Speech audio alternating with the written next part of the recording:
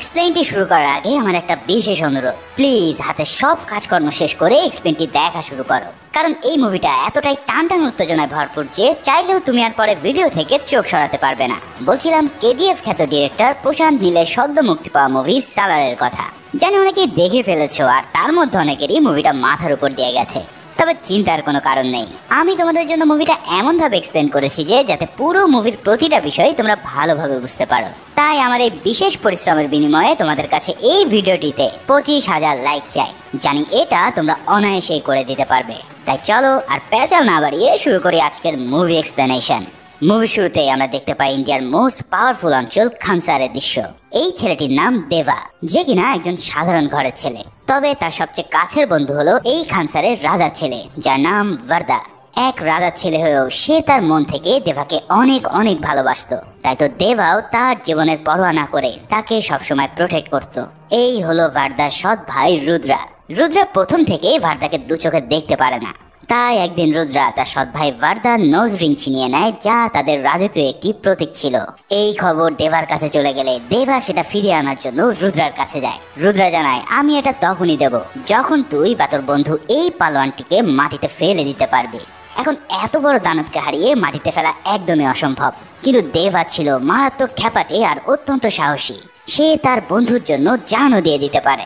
যেখানে শক্তি দিয়ে কাজ হবে না, সেখানে অবশ্যই বুদ্ধি খাটাতে হবে। তাই দেবা এই পালোয়ানটিকে হারানোর জন্য এক বুদ্ধি আটে। দেবা প্রথমে একটি ইলেকট্রিক লাইন কেটে নেয় আর সেই পালোয়ানের কাছে গিয়ে তাকে রাগাতে থাকে। পালোয়ান রেগে যেই না দেবাকে মারতে যাবে, ঠিক অমনি দেবা সেই কারেন্টের লাইনে হাত দিয়ে পাকড়ে ধরে আর নিজে শট খাওয়ার সাথে সাথে পালোয়ানটিকে শট দিয়ে একদম মাটিতে ফেলে দেয়। এই কাহিনী দেখে উপস্থিত সবাই একদম বেকুব বনে যায়। রুদ্রার অফার ছিল তার পালোয়ানকে ফেলতে পারলে নোজ রিং তার। তাই তো পালোয়ানকে মাটিতে ফেলে দিয়ে প্রচন্ড আহত দেবা তার কাছে গিয়ে নোজ রিং চেয়ে বসে। ভয়ে চোটে রুদ্রা তাকে নোজ রিং ফিরিয়ে দেয় আর বুঝতে পারে এই ছেলে সাধারণ কেউ নয়। এ চাইলেই তার বন্ধুর জন্য নিজের জীবন বিলিয়ে দিতে পারে। এভাবে তাদের দিন পার হতে থাকলে একদিন খানসারে গৃহযুদ্ধ লেগে গিয়ে দেবাদের দল হেরে যায়, যার ফলস্বরূপ ভার্দার বাবার দলের লোক এসে তার মাকে দেবার সামনে নিপীড়ন করতে চায়। কিন্তু ঠিক সেই সময় ভার্দা সেখানে উপস্থিত হয়ে সবাইকে থামতে বলে। তবে তারা জানায় এই নিয়ম তার বাবা নিজেই করেছিল যে যারা যুদ্ধে হেরে যাবে তাদের সবাইকে শেষ করে দিতে। তখন ভার্দা তার হাতের একটি কড়ি ওই লোককে দিয়ে বলে, আজ থেকে আমার একটি টেরিটরি তোমার। মানে ভার্দা তার নামের একটি অঞ্চল লোকটিকে দিয়ে দেয় বন্ধুর মাকে বাঁচানোর জন্য। ফলে সেই যাত্রায় দেবা ও তার মা বেঁচে গেলে তার মা সিদ্ধান্ত নেয় এই এলাকা ছেড়ে আজীবনের জন্য দূরে কোথাও চলে যেতে। সেই সাথে সাথে দেবাকে প্রতিজ্ঞা করায় যে আর কোনোদিন যেন এই খানসারে সে পা না দেয়। কিন্তু দেবা তার মায়ের কথা না শুনে ভার্দাকে ছুঁয়ে শপথ করে আর বলে, তোর জন্য আমি শিকার হব, না হয় শিকারই হব। তুই যখনই ডাকবি আমি তখনই হাজির হব, এ আমার ওয়াদা।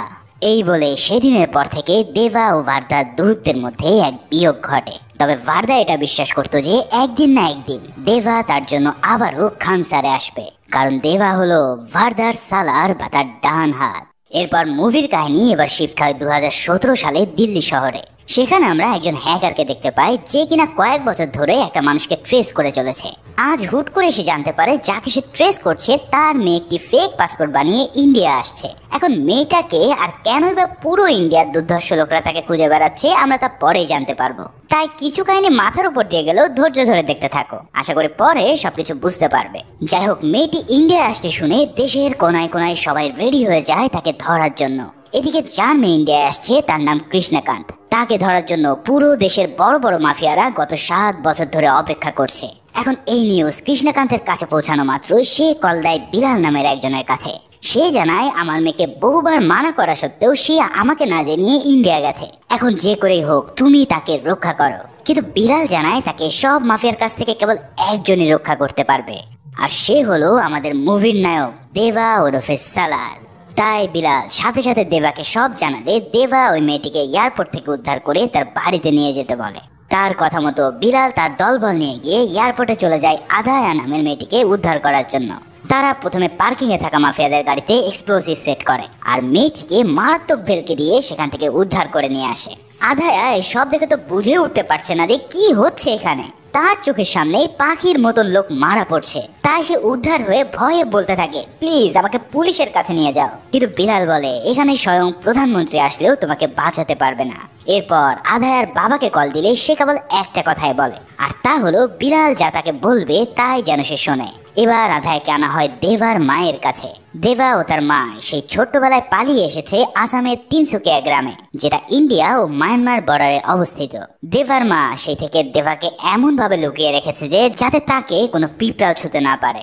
সেখানে আধায় উপস্থিত হলে তাকে একজন ইংলিশ টিচার হিসেবে নিয়োগ দেওয়ার জন্য সেই গ্রামের সারপঞ্চ অনুরোধ করে। বলা ভালো, দেবার মা এখানকার গরিব বাচ্চাদের জন্য একটি স্কুল খুলে রেখেছে। প্রথমে দেবার মা তাকে নিতে চায় না, কারণ তার ভয় অজানা কোনো মানুষ হয়তো তার ছেলের ক্ষতি করতে পারে। কিন্তু আধায়া তাকে কনভিন্স করতে সক্ষম হয় আর দেবার মাও তাকে শিক্ষক হিসেবে নিয়ে নেয়। এদিকে আধায়া তাদের হাত থেকে পালিয়েছে শুনে সেই গ্যাং পুরো পাগলের মতো হয়ে পড়ে। বলে রাখি, এই মাফিয়াদের কাছে পুরো ইন্ডিয়ার প্রতিটি সিসিটিভি ক্যামেরার অ্যাক্সেস রয়েছে, তাই ইন্ডিয়ার কোথায় কি হচ্ছে না হচ্ছে সবকিছুই তারা নজর রাখতে পারে। এদিকে আমরা হায়দ্রাবাদে একটি পাগল প্রায় মহিলাকে দেখতে পাই, যার নাম রাধা রামা।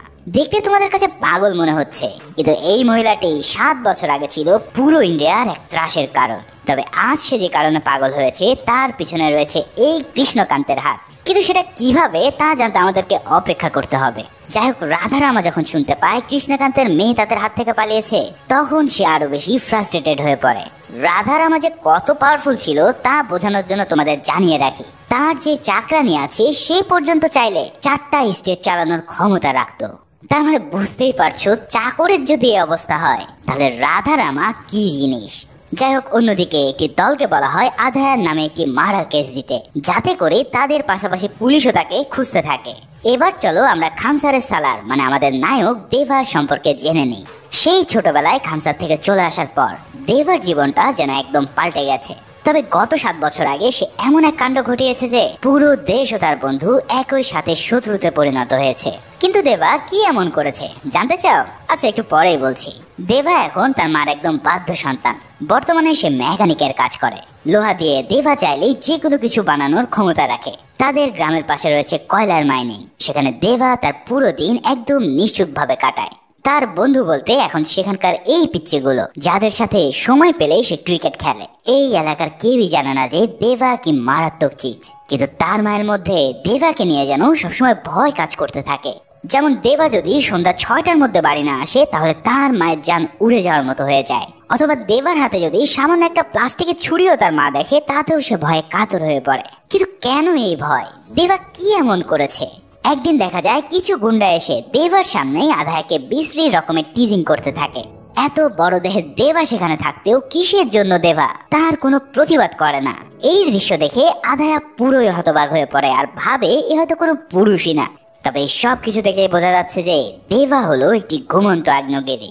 যদি একবার সে জেগে ওঠে তাহলে পুরো পৃথিবীকে সে ছাড়খাড় করে দেবে। এবার চলো জেনে আসি এই গ্যাংয়ের পাওয়ার সম্পর্কে, যারা আধায়ার পিছু পড়ে আছে। এরা যে কি পরিমাণ পাওয়ারফুল ব্যক্তি তা জানার জন্য আমরা চলে যাই গুজরাটের একটি পোর্টে, যেখানে $100 মিলিয়ন একটি আর্মস শিপমেন্টের কাজ চলছে। এই আর্মস গুলো হলো রাধারামার, যেগুলো নেপালে পৌঁছে দিতে হবে। বিদেশি যে এজেন্ট রয়েছে সে মাত্র কয়েকজন লোককে দেখে বলে, আরে মাত্র এই কয়েকজন লোক এত অস্ত্র নিয়ে কিভাবে ইন্ডিয়া থেকে পাড়ি দিবে? এদের দেখে তো মনেই হচ্ছে না যে এরা চেকপোস্ট থেকেই বের হতে পারবে। তখন গ্যাংয়ের মেম্বার বলে, এত চিন্তা করো না, জাস্ট দেখতে থাকো। এই কথা বলার পর যখন তাদের অস্ত্র বোঝাই করা ট্রাক পোর্ট ছেড়ে যেতে চায়, তখন পুরো পুলিশ ফোর্স এসে তাদেরকে ঘিরে ধরে। কিন্তু এই অফিসাররা যেই না ট্রাকের দরজা খোলে, অমনি ভয়ের চোটে তাদের জান বেরিয়ে আসতে থাকে। তারা একটি সিল দেখে এতটাই ভয় পায় যে মনে হয় স্বয়ং নিজের চোখের সামনেই আজরাইলকে দেখছে। এমন এক সিল যাকে চেক করা তো দূরে থাক, আটকানো পর্যন্ত কারো সাধ্য নেই, কারণ এটা হলো সেই খানসারের সিল, যার নাম শুনলে মানুষ ভয়ে কাঁপাকাঁপি শুরু করে দেয়। শুধু এই পুলিশ অফিসার না, যখন মিনিস্টারের কাছে চলে যায় যে খানসারের গাড়ি আটক করা হয়েছে, তখন সে পুরো ভয়ে কাঁপতে থাকে আর পুরো দেশের রেড অ্যালার্ট জারি করে যাতে কেউ এই গাড়ি ভরকে না আটকায়। মানে নিশ্চয়ই বুঝতে পারছো যে কি ভয়ানক এই খানসার। খানসার যেন পুরো ইন্ডিয়ার মধ্যে এক অন্য দেশ, যেখানে তাদের নিজেদের আইন কানুনের পাশাপাশি রয়েছে পৃথিবীর মোস্ট অ্যাডভান্স আর্মি ফোর্স ও ওয়েপন, যার ফলে খানসার যা বলে তা পুরো ইন্ডিয়া মাথা পেতে নেয়। তবে এই খানসার নিয়ে আরো বিস্তারিত একটু পরেই বলছি। ভিডিওটি এখনো দেখছো মানে নিশ্চয়ই তোমাদের ভালো লাগছে, তাই প্লিজ একটি লাইক করে ও সাবস্ক্রাইব করে না থাকলে সাবস্ক্রাইবটা করে দিতে ভুল করো না। এদিকে আধারকে খোঁজার জন্য সবাইকে যখন তারা ছবি পাঠানো হয় তখন সেই টিজিং করা গুন্ডাদের কাছেও তার ছবি চলে যায়, আর তারা সাথে সাথে ইনফর্ম করে যে মেয়েটা তিনসুকিয়াতে আছে। ফলে পুরো টিম বেরিয়ে পড়ে তিনসুকিয়ায় আধারকে ধরার জন্য। সেদিন দেবার জন্য খাবার নিয়ে আসার কাজটা করছিল আধায়া। সে অনিচ্ছা সত্ত্বেও তাকে খাবার দিতে গেলে দেবা তার কাছে সেদিন প্রতিবাদ না করার কারণ ব্যাখ্যা করতে চায়, কিন্তু ততক্ষণে খানসারের লোকজন সেখানে চলে আসে আর তাকে দেবার সামনে এই ধরে নিয়ে যেতে থাকে। এই সব দেখেও দেবা দাঁতে দাঁত চাপিয়ে ঠায় সেখানে দাঁড়িয়ে থাকে কিছু না করে। ঠিক সেই সময় দেবার মা সেখানে উপস্থিত হয়ে এই কাণ্ড দেখতে পেয়ে সেখানে থাকা সব মানুষদের কাছে বলে, আরে এমন কি কোনো পুরুষ নেই যে এই মেয়েটাকে বাঁচাতে পারে? মানে চিন্তা করো, নিজের এমন দামড়া ছেলে থাকতেও সে অন্যদের কাছে হেল্প চাইতে শুরু করেছে। এসব দেখে সেখানকার মানুষরাও বলতে থাকে যে তোমার ছেলে কি মেয়ে নাকি যে তাকে বাদ রেখে আমাদেরকে বলছো? তখন সেই গুন্ডারা সিদ্ধান্ত নেয় দেবাকে বাঁচিয়ে না রাখার জন্য। আর তাই তো তারা যখন দেবাকে মারতে আসে তখন তার মা বলে, দেবা আমি এতদিন তোকে যে প্রতিজ্ঞা করেছিলাম আজ তা উঠিয়ে নিচ্ছি। তুই আধায়াকে ওদের হাত থেকে বাঁচা, হয় তাদের পায়ে পড় না হয় তাদের গলা নামিয়ে দে। মায়ের এই কথা শুনে দেবা তার বিষ মুড অন করে আর শুরু করে এক ভয়াবহ লীলা খেলা। একের পর এক গুন্ডা আসছে আর দেবা তাদের মোট কথা ফু দিয়ে উড়িয়ে দিচ্ছে। দেবার এমন বিষ মুড দেখে তো পুরো এলাকার পাশাপাশি আধায়াও পুরো শকড হয়ে পড়ে। তার কল্পনাতেও সে ভাবতে পারেনি যে দেবা কোন লেভেলের ফাইটার। দেবা খালি হাতে তাদেরকে মেরে একদম গুঁড়ো গুঁড়ো করে দিতে থাকে আর এক পর্যায়ে সবাইকে খতম করে আধায়াকে উদ্ধার করে নেয়। কিন্তু তারপর দেখা যায় দেবার মা হন্তদন্ত হয়ে ম্যাপ খুঁজছে যে এবার তারা পালিয়ে কোথায় যাবে, কারণ দেবা ইতিমধ্যে তার বিষ মুডে ফিরে এসেছে। তাই সে এখন পুরো পৃথিবীটাকেই কেটে কুচি কুচি করে দিতে পারে। এখন প্রশ্ন হলো দেবাকে কেন তার মা করাল করিয়েছিল যে আর ভায়োলেন্স না করাতে? এখন সেই উত্তরের দেখাও মিলবে খুব শীঘ্রই। এদিকে আধায়াকে পাওয়া গেছে শুনে মাফিয়া গ্যাং সেই আর্মস শিপমেন্টকে খবর দেয় আর বলে এই ট্রাক নিয়ে বর্ডার পার হয়ে যাওয়ার সময় যেন তারা মেয়েটিকেও তুলে নেয়। সেই আদেশ পেয়ে তারা পথে যাওয়ার সময় আধায়া ও বিলালকে নিয়ে তাদের গাড়িতে ওঠায়। গাড়িতে ওঠার সময় তারা আধায়ের গায়েও সেই খানসারের সিল মেরে দেয়। বিলাল যখন আধায়ের হাতে সেই সিল দেখতে পায় তখন তার চোখ একদম বড় বড় হয়ে পড়ে। তবে তাকে ধরে নিয়ে যাওয়ার সময় দেবার মা সেটা দেখে ফেলেছিল। সে কোনোভাবে চায় না তার ছেলে আবারও কোনো নতুন ঝামেলায় জড়ায়, কিন্তু দেবার মা মেয়েটির প্রতি মায়া অনুভব করে আর তাই তো সে নিজে দেবাকে আদেশ দেয় তাকে বাঁচিয়ে আনার জন্য। এই আদেশ পেয়ে দেবা তার সব অ্যাডভান্স ওয়েপেন নিয়ে হাজির হয় সেই গাড়ি ভর থামানোর জন্য। জাস্ট চিন্তা করো, যেই গাড়ি ভরকে থামানোর সাধ্য কোনো মানুষের নেই সেই সিলমার গাড়িকেই থামাতে যাচ্ছে দেবা। তার মানে কি ভয়াবহ এক কাণ্ড ঘটতে চলেছে তা নিশ্চয়ই অনুমান করতে পারছো। অন্যদিকে দেখা যায় যাকে ধরার জন্য এত কিছু করা মানে সেই কৃষ্ণকান্ত স্বয়ং এসে উপস্থিত হয়েছে রাধা রামা ও তার চাকরানী ওমকারিমার কাছে। আরে কাহিনী কি, এ তো মেঘ না চাইতেই জল। কৃষ্ণকান্ত বলে আমি এসে গেছি, আমাকে মারো কিন্তু আমার মেয়েকে ছেড়ে দাও। তখন ওমকারিমা বলে তোকে তো মারবই, কিন্তু তার আগে তোর সামনে তোর মেয়েকে মারবো। তখন কৃষ্ণকান্ত বলে তুই যদি জানতে পারিস আমার মেয়ে এতদিন কার কাছে ছিল তাহলে তুই তাকে নিজেই ছেড়ে দিবি। তখন কৃষ্ণকান্ত যেই না দেবার নাম বলে সাথে সাথে ওমকারিমা ভয়ের চোটে কাঁপতে শুরু করে দেয়। এ যেন সাক্ষাৎ যমদূতের নাম শুনেছে সে। মানে যাদের দেখে পুরো ইন্ডিয়া কাঁপে তারা এবার দেবার নাম শুনে কাঁপাকাঁপি শুরু করে দিয়েছে। অর্থাৎ দেবা হলো এই মাফিয়াদের চেয়েও অনেক বড় ত্রাসের নাম। বাইরে ভাই, ডিরেক্টর এই মুভিতে যেভাবে দেবার ক্যারেক্টার ডেভেলপ করেছে তা এক কথায় মাস্টারপিস। এদিকে দেবা পৌঁছে যায় সেই ভ্যালিতে আর উপর থেকে রকেট লঞ্চার দিয়ে পুরো এলাকা তামা তামা করে দিতে থাকে। তার বানানো কাস্টম মেড মেশিন গান দিয়ে পাহাড়ের উপর থেকেই ছিন্ন ভিন্ন করতে থাকে পুরো গ্যাংকে। এরপর নিচে নেমে এসে দেবা তার রাইফেল দিয়ে শুরু করে এক মহাতাণ্ডব। খানসারের গাড়ি আটকিয়েছে বিধায় পুরো দল তার উপরে আক্রমণ করে, কিন্তু যে কাজ করতে পারে তাহলে বোঝো সে আবার কি চিজ। দেবা তাদের উপর জমের মতো চড়া হয় আর খুবই নিষ্ঠুর ভাবে তাদেরকে শেষ করতে থাকে। এদিকে দেবার নাম শুনে ওমকারিমা পাগল হয়ে গেলেও রাধা রামা এবার পাগল থেকে ভালো হয়ে যায় আর হাসতে হাসতে বলে আমি জানতাম তোর মেয়েকে আমাদের হাত থেকে কেবল দেবাই বাঁচাতে পারে, তাই আমি বুদ্ধি করে খানসারের সিল লাগানো গাড়িতে ওকে উঠতে বলেছি। আমি জানি দেবা মেয়েটিকে বাঁচানোর জন্য এই গাড়ি আটকাবে, আর গাড়ি আটকালে কি হবে তা তো তুই ভালো করেই জানিস। এই গাড়ি হলো খানসারের রাজা ভারদারাজ মান্নারের, যে কিনা এক সময় দেবার বন্ধু ছিল। কিন্তু এখন যেহেতু দেবা তার গাড়ি আটকিয়েছে, তাহলে এবার তাদের মধ্যে ক্ল্যাশ শুরু হবে, আর এই যুদ্ধে একজন না একজন মারা তো পড়বেই। এদিকে ভার্দার কাছেও এই খবর পৌঁছে যায় যে কিনা এখন খানসারের রাজা। সে বলে, আমি জানি দেবা ছাড়া এই গাড়ি আটকানোর সাহস আর কারোরই নেই, কিন্তু গাড়ি আটকানোর নিয়ম অনুসারে এখন তাকে মরতে হবে, কারণ এই নিয়ম দেবা নিজেই বানিয়েছে। তার মানে বুঝতে পারছো, এই সিলমোহর ও খানসারের নিয়ম স্বয়ং দেবাই বানিয়েছিল। অর্থাৎ দেবা হলো খানসারের এক বিশাল বড় পার্ট, যার কারণে সেখানে থাকা সবাই যখন দেবার হাতে ট্যাটু দেখতে পায়, তখন সবাই ভয়ের চোটে সেখান থেকে পালিয়ে যাওয়া শুরু করে। বাইরে ভাই, এখানে যে প্লট টুইস্ট ডিরেক্টর সাথে দিয়েছেন তার কোনো তুলনাই হয় না। আসলে আজ যে সিন আমরা দেখছি তার 7 বছর আগে দেবা ও ভার্দা মিলে পুরো খানসার নতুন করে গঠন করেছিল, কিন্তু এরপর কোন এক অজানা কারণে তাদের মধ্যকার বন্ধুত্ব পরিণত হয় শত্রুতায়। কিন্তু আজ আবারও তাদের এক হতে হলো, যা ডেকে আনলো বিশাল এক যুদ্ধকে। কি এই খানসার, কেন দেবা আর ভার্দা বন্ধু থেকে শত্রুতে পরিণত হলো? 7 বছর আগে এমন কি হয়েছিল যার জন্য দেবার মা সবসময় ভয়ে থাকতো? এই সব প্রশ্নের উত্তর এবার বিল্লাল আদায়কে দেওয়া শুরু করে। তো চলো প্রথমেই আমরা জেনে নিই এই ভয়ঙ্কর সাম্রাজ্য খানসারের ব্যাপারে। এই সাম্রাজ্য শুরু হয়েছিল আজ থেকে 1000 বছর পূর্বে। তখন একদল দুর্ধর্ষ ডাকাত ছিল যারা গ্রামের পর গ্রাম লুট করে খানসার নামে একটি সাম্রাজ্য বানিয়েছিল।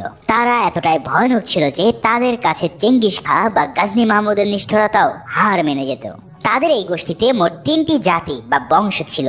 1 মান্নার জাতি, যাদের প্রতীক ছিল বুল বা ষাঁড়। 2 সাউরেঙ্গা, যাদের প্রতীক সিংহ। আর সর্বশেষ ঘানিয়ারা কাবিলা, যাদের প্রতীক ঈগল।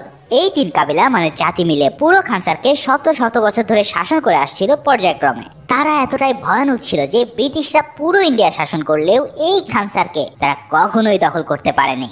এরপর 1947-এ ইন্ডিয়া যখন ব্রিটিশদের কাছ থেকে আজাদি পায়, তখন এই খানসারের প্রধান ছিল মান্নার জাতির প্রধান শিব মান্নার। সে পার্লামেন্টে গিয়ে খানসারকে ইন্ডিয়ার ম্যাপ থেকে মুছে দেয় আর বলে, এখন থেকে ইন্ডিয়ার কোনো রুলস খানসারে চলবে না, কিন্তু খানসারের রুলস ইন্ডিয়াকে কড়ায় কন্ডায় মানতে হবে।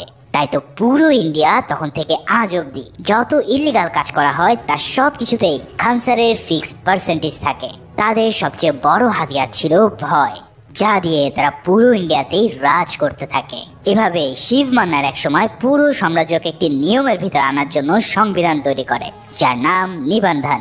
সেই নিয়ম অনুসারে পুরো খানসারকে 101 ভাগে ভাগ করা হয়, আর সেখানে প্রতিটি সেক্টরে একজন নায়ক সেট করা হয়। এবার সে 101 জন নায়কের মধ্যে 61 জনকে বানানো হয় গভর্নর, আর 8 জনকে বানানো হয় সর্দার বা মন্ত্রী। সেই সাথে সাথে শিব মান্নার হয় এই খানসারের কর্তা বা রাজা।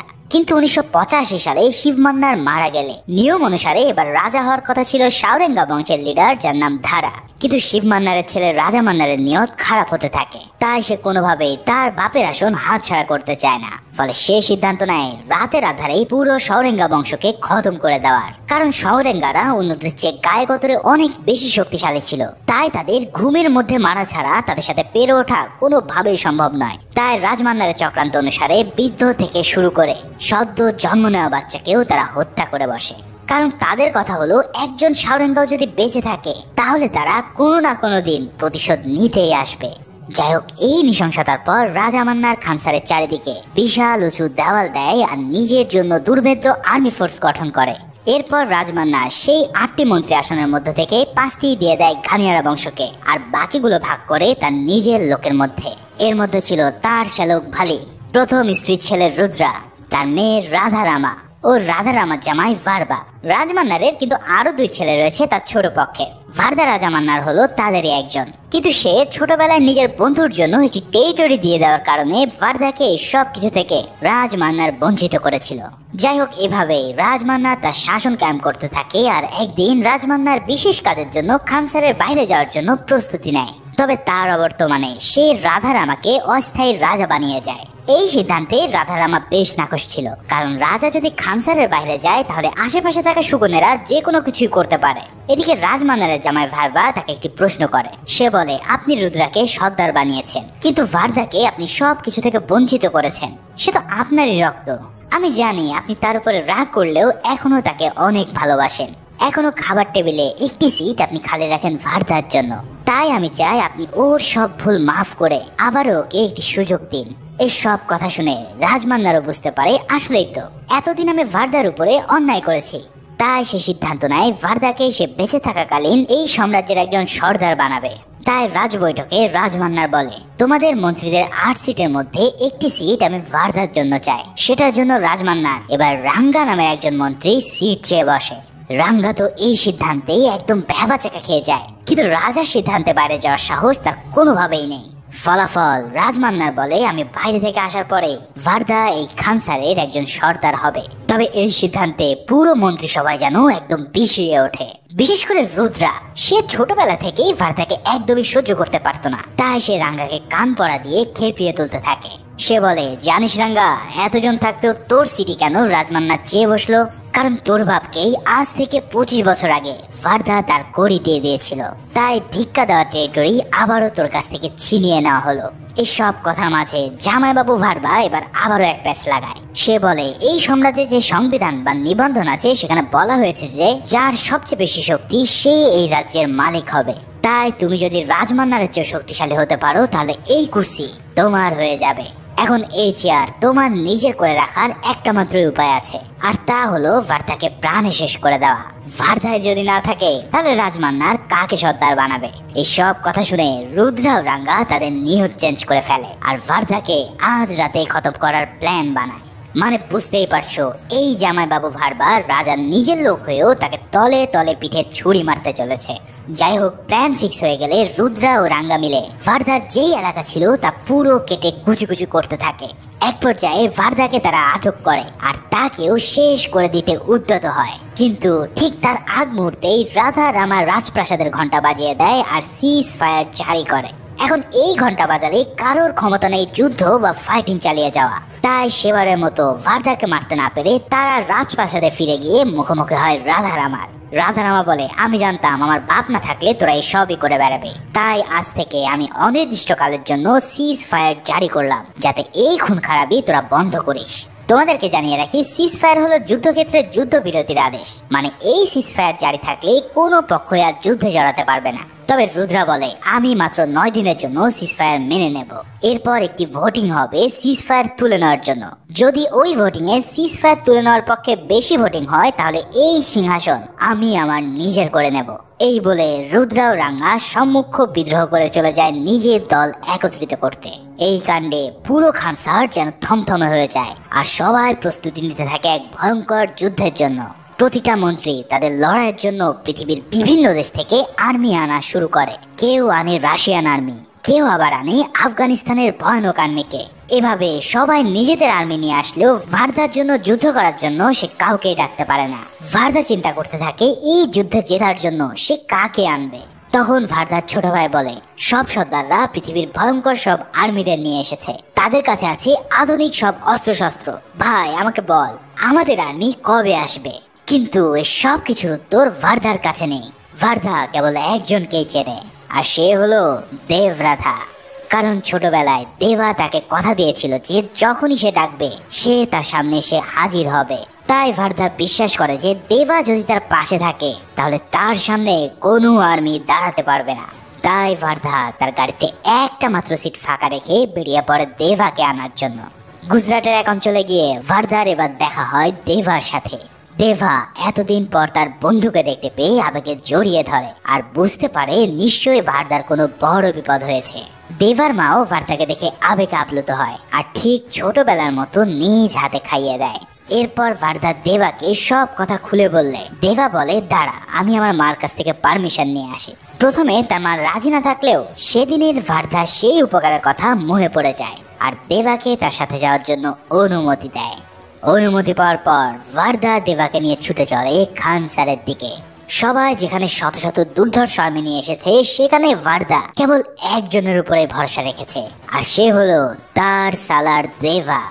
এই প্রথম 25 বছর পর দেবা আবারও পা দেয় সেই ভয়ঙ্কর জায়গায় যেখান থেকে তাকে প্রাণ নিয়ে পালিয়ে আসতে হয়েছিল। ভার্দা কেবল একজনকে এনেছে দেখেই তার ভাই রাগে ফেটে পড়ে। এই একজন মানুষ তাদের এমন কি করতে পারবে? কিন্তু ভার্দা তো জানে দেবা কি জিনিস। একবার যদি সে তাণ্ডব শুরু করে তাহলে এই পুরো খানসারকে সে আস্ত গিলে খাবে। এদিকে ভোটিং এর এখন 7 দিন বাকি। এই সময়ের মধ্যে চাইলে রুদ্রা ভার্দাকে শেষ করতে পারছে না। কিন্তু তাকে তো আর মুক্ত পাখির মতো আরাম করতে দেওয়া যায় না। তাই সে সর্দার নারায়ণের ছেলে বিষ্ণুকে পাঠায় তার ঘুম হারাম করে দেওয়ার জন্য।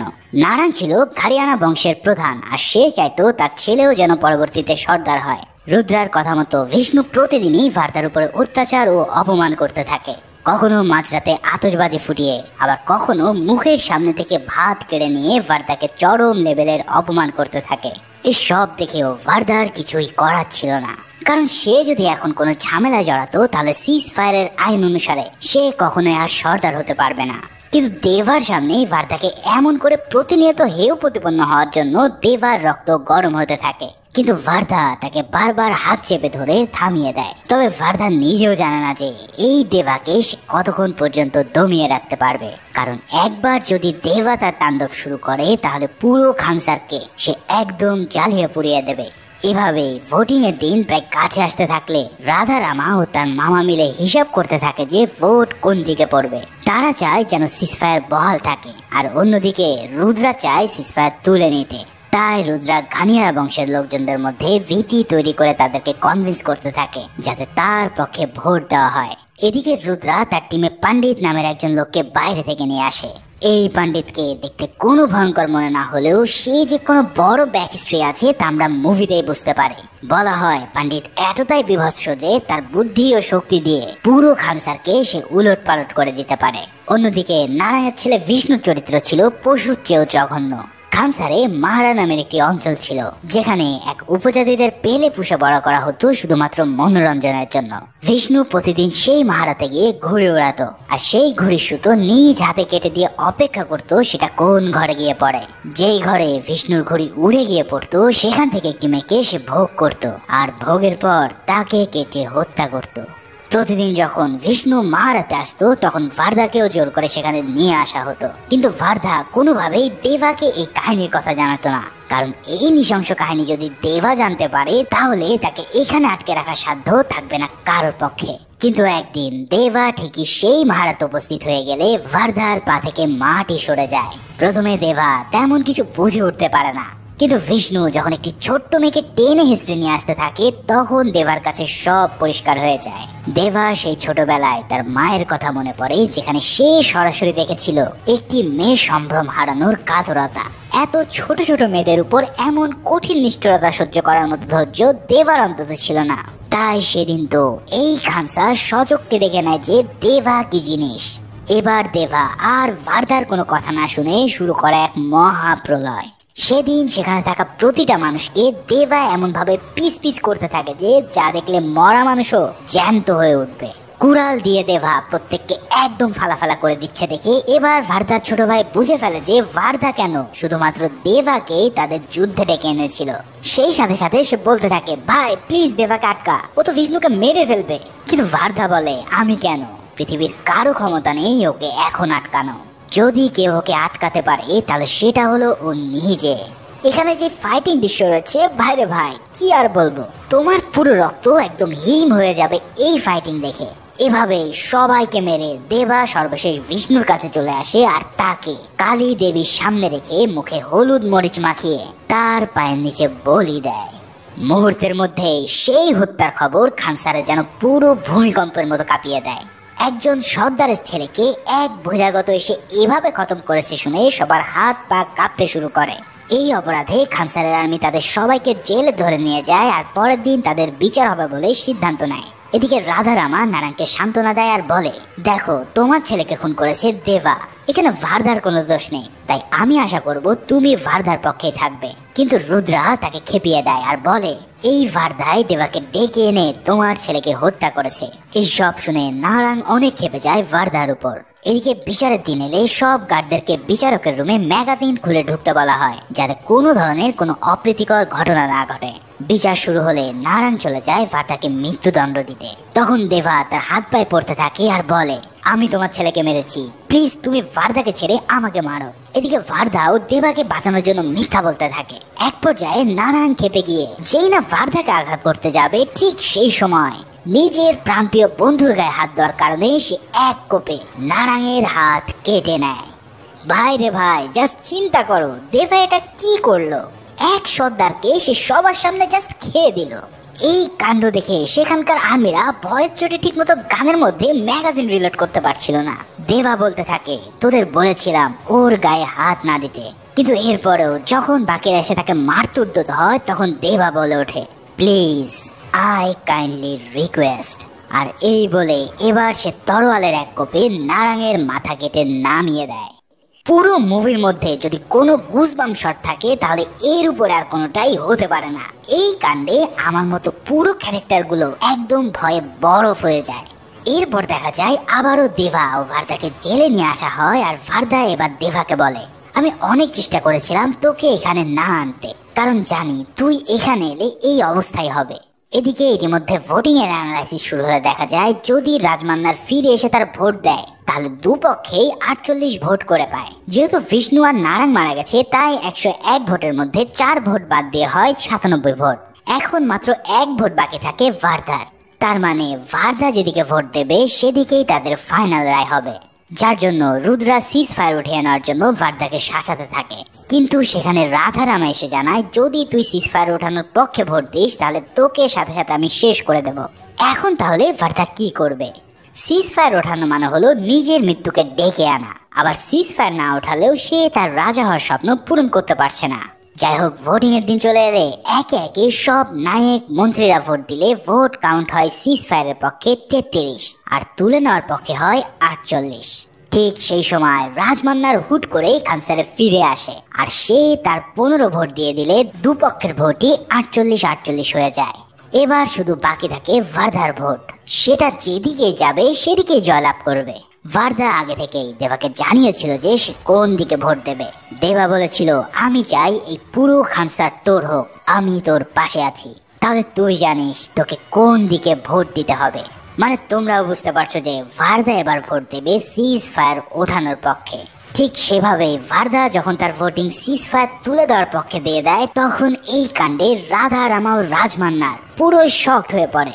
আরে যাকে বাঁচানোর জন্য সিজ ফায়ার রাখতে চাইছি সেই কিনা সিজ ফায়ারের বিপক্ষে চলে গেল। আসলে ভার্দা চায় রক্তের বন্যা বইয়ে দিয়ে এই খানসারকে নিজের করে নেওয়ার জন্য। তাই ভোটিং হয়ে গেলে ঘোষণা হয় আজ রাত 12:01 পর থেকে খানসারের সব সিজ ফায়ার উঠে যাবে। ফলে এবার শুরু হবে খানসার দখল করার জন্য এক তুমুল লড়াই। একদিকে রাধারামা ও রাজমান্নার, অন্যদিকে রুদ্রা, রাঙ্গা, এমনকি তার মামাও। কে এবার রাজ করবে এই খানসারকে? এই যুদ্ধে যে জিতবে সেই হবে খানসারের পরবর্তী রাজা। তাই তো সবাই সবার গার্ডকে অ্যালার্ট করে দেয় এক মহা যুদ্ধের জন্য। এদিকে রাঙ্গার খুব শখ ছিল যে ভার্দাকে নৃশংসভাবে হত্যা করার। রাঙ্গা 100 জন মানুষকে ড্রাগস দিয়ে জীবিত জম্বি বানিয়ে রেখেছিল। তাই সে প্ল্যান করে এই জম্বিদের মধ্যে ভার্দাকে ছেড়ে দিয়ে তাকে শেষ করে দেবে। তাই সেই অনুসারে ভার্দাকে নিয়ে যাওয়া হয় ওই জম্বি রাস্তানায়, আর সব মানুষরূপী জানোয়ারদের মধ্যে তাকে লেলিয়ে দেওয়া হয়। এদিকে দেবা সহ তার সকল লোকজনদেরকে ধরে আনা হয় জবাই করার জন্য। সেখানে সবাইকে শুয়ে তাদের পাশেই তলোয়ার ধার দেওয়া শুরু করে তারা। এটা দেখে দেবা বলে, এভাবে ধার দিলে কেবল চামড়াই কাটবে, আরো ভালো করে ধার দে যাতে হাড্ডি পর্যন্ত কেটে যায়। এই বলে সে এক মহিলার কাছে যায় তার হাতে একটি ট্যাটু আঁকাতে। সে বলে, আমার চোখে তুই যা দেখছিস সেটা আমার হাতে আঁক। মহিলাটি তার চোখ দেখে বুঝতে পারে যে এর চোখে রয়েছে ড্রাগনের ছবি, যা পুরো খানসারকে জ্বালিয়ে দেবে। তাই সে ট্যাটু আঁকতে থাকে। আর যেই না তারা সবাইকে জবাই করতে যাবে ঠিক সেই সময় দেবা তাদের সাথে কি করেছিল তা হয়তো আর বলা লাগবে না। এদিকে ভার্দা একাই সেসব জম্বিদের মারতে মারতে যখন ক্লান্ত হয়ে পড়েছিল তখন সেখানে উপস্থিত হয় দেবা। দেবা এসে সবগুলোকে সেই তরোয়াল দিয়ে কচু কাটার মতন কাটতে শুরু করে। এরপর দুজন মিলে সেই জম্বিদেরকে সাফ করার পর রাঙ্গাকেও সহি সালামতে উপরে পাঠিয়ে দেয়। এরপর আমরা দেখতে পাই রাজমহলের রাজমান্না তার মেয়ে রাধারামার সাথে আলাপ করছে। সে জানায়, তুমি কি জানো আমি কেন বাইরে গিয়েছিলাম? আমি জানতে পারি বিশাল এক অস্ত্রের অর্ডার আমাদের এখান থেকে করা হয়েছে, কারণ কেউ একজন চায় আমার চেয়ে শক্তিশালী হওয়ার জন্য। কিন্তু তার চেয়েও সবচেয়ে ভয়ের ব্যাপার হলো তোমার স্বামী ভার্বা। কারণ ভার্বা আসলে মান্নার বংশের কেউ না, সে এতদিন আমাদের সাথে মান্নার হওয়ার নাটক করেছে। মূলত সে হলো আমার 25 বছর আগের শত্রু সাউরঙ্গা বংশের বংশধর। আমি সেদিন সবাইকে শেষ করতে বলেছিলাম, কিন্তু সেদিন ভার্বা সহ আরো অনেক সাউরঙ্গাকে টানেলে লুকিয়ে রাখা হয়েছিল। আমি জানতাম একজন সাউরঙ্গা যদি বেঁচে থাকে তাহলে ঠিকই তারা বদলা নেবে। আজ ঠিক তাই হতে চলেছে। তখন আমরা একজন লোককে দেখতে পাই যে কিনা এই সব কথাবার্তা রাজমান্নারকে বলেছিল। সে বলে, আমরা এতদিন অপেক্ষায় ছিলাম তোদের শেষ করার জন্য, আজ সে সময় চলে এসেছে। তোর মনে আছে সাওরেঙ্গাদের সর্দার ধারার কথা? তারই তো রাজা হওয়ার কথা ছিল সেদিন, কিন্তু তুই সবাইকে মেরে তা হতে দিসনি। তবে সেদিন ধারা মারা গেলেও তোর ছেলে ভার্ধা তার বাচ্চা ও স্ত্রীকে বাঁচিয়ে দিয়েছিল। তার মানে সে আর কেউই নয়, সে হলো সাওরেঙ্গা বংশের উত্তরাধিকারী ও এই রাজ্যের হকদার রাজা সালা দেবরাথার রাইসার। ভাই রে ভাই, টুইস্ট কাকে বলে একবার চিন্তা করো। দেবা একজন সাওরেঙ্গা আর এই খানসারের আসল উত্তরাধিকারী, কিন্তু দেবা এখানে এসেছে তার বন্ধুর ওয়াদা রক্ষার জন্য, তাকে খানসার উপহার দেওয়ার জন্য, কিন্তু এই খানসার তো তারই প্রাপ্য। এখন তাহলে দেবা কি করবে? সে কি জানে তার বাবাকে সেদিন হত্যা করেছিল এই ভার্ধার বাবা রাজমান্নার? যদি সে এই সব কিছু জানে তাহলে এখন সে কোন দিকে যাবে? জীবন বাঁচানো বন্ধুর দিকে, নাকি তার বাবার হত্যার প্রতিশোধ নিতে? মুভির প্রথম অংশে আমরা যা দেখেছিলাম তা ছিল এই ঘটনার 7 বছর পরের কাহিনী। তার মানে এর মধ্যে দেবা তার বন্ধু ভার্ধাকে খানসারে বসিয়েছিল, আর কোনো এক কারণে দুজন দুজনের শত্রু হয়েছিল। তাহলে এমন কি হয়েছিল এরপর? কেন রাধারামা তার বাপের সহকারী কৃষ্ণকান্তকে খুঁজে বেড়াচ্ছিল? আর কেনই বা দেবা সবকিছু জানার পরেও ভার্ধার গাড়িতে হামলা করে এক নতুন যুদ্ধ শুরু করলো? উফ, এই সব জটিল প্রশ্নের উত্তর মিলবে সালার পার্ট 2-তে। বিশ্বাস করো, এই মুভি এমন এক বিশেষ জায়গায় শেষ করা হয়েছে যে তোমাদের পার্ট 2 না দেখলে রাতের ঘুম হারাম হয়ে যাবে। তাই আমি সহ অনেকেই অপেক্ষা করছি পার্ট 2 দেখার জন্য। পার্ট 2 এলে আমিও তাই হাজির হয়ে যাব এর এক্সপ্লেনেশনের জন্য। তো সেই পর্যন্ত সবাই ভালো থাকো আর সুস্থ থাকো। সেই সাথে সাথে চ্যানেলে নতুন হয়ে থাকলে সাবস্ক্রাইবটা করে দিও। ধন্যবাদ।